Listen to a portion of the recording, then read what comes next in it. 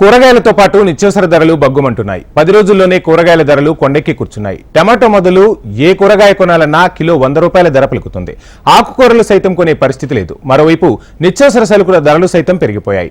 రోజు రోజుకు పెరుగుతున్న ధరలతో సామాన్యులు, పేద ప్రజలు విలవిలలాడుతున్నారు.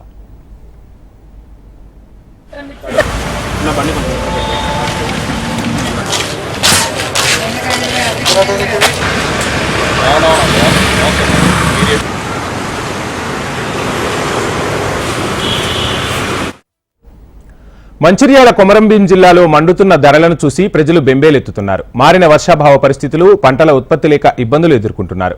కూరగాయల మార్కెట్కు వెళ్లాలంటేనే సామాన్యుల జేబులు తడుముకుంటున్న పరిస్థితులు కనిపిస్తున్నాయి. మార్కెట్కు వెళ్లిన వినియోగదారులు గతంలో కిలోల చొప్పున కొనుగోలు చేసేవారు. ఇప్పుడు ఆ పరిస్థితి కనిపించడం లేదు. పావు కిలో, అర్ధపావు చొప్పున కొనుగోలు చేసి మిక్స్ చేసి వండుకొని సంతృప్తి చెందుతున్నారు. అది కూడా సరిపోని పక్షంలో చింతపండు రసంతో చారు కాచుకుని సరిపుచ్చుకుంటున్నారు.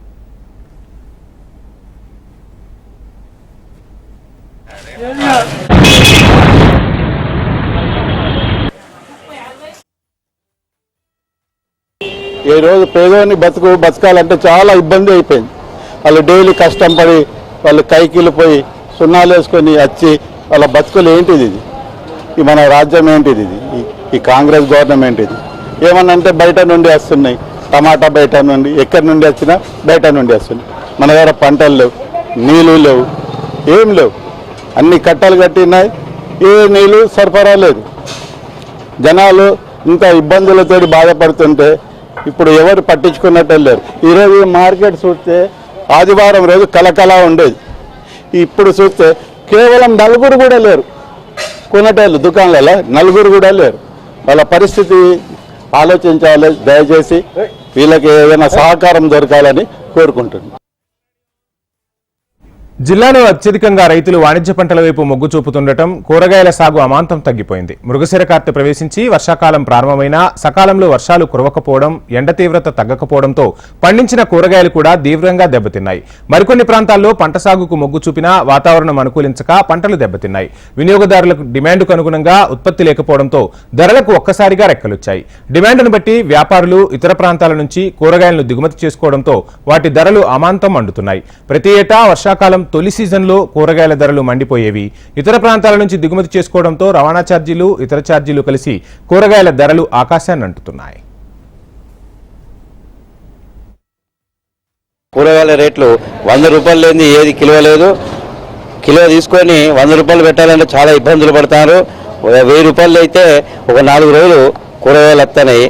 కాబట్టి దాన్ని దళారులు తక్కువ చేసి వచ్చిన రేట్లలో 15 రూపాయలు చూసుకొని అమ్మాలని చెప్పడం జరుగుతుంది. ఈ ఉల్లిగడ్డ కూడా అడ్డగోలు 45 రూపాయలు, 50 రూపాయలు రేటు ఉంది. అది 25 రూపాయలు, 20 రూపాయలు ఉండేది. ఉల్లిపాయలు కూడా, ఉల్లిపాయల రేటు అన్ని రేట్లు పెరిగినాయి. కాబట్టి మామూలు జనాలు చాలా ఇబ్బందులు పడతారు.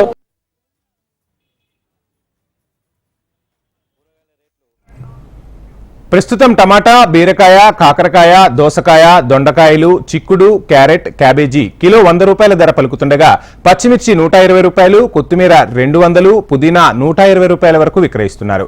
పెరిగిన ధరలతో వ్యాపారాలు కూడా దెబ్బతింటున్నాయని వాపోతున్నారు. ఇక ప్రభుత్వం ప్రత్యామ్నాయ చర్యలు తీసుకుని ధరల నియంత్రణకు చర్యలు తీసుకోవాలని పలువురు కోరుతున్నారు.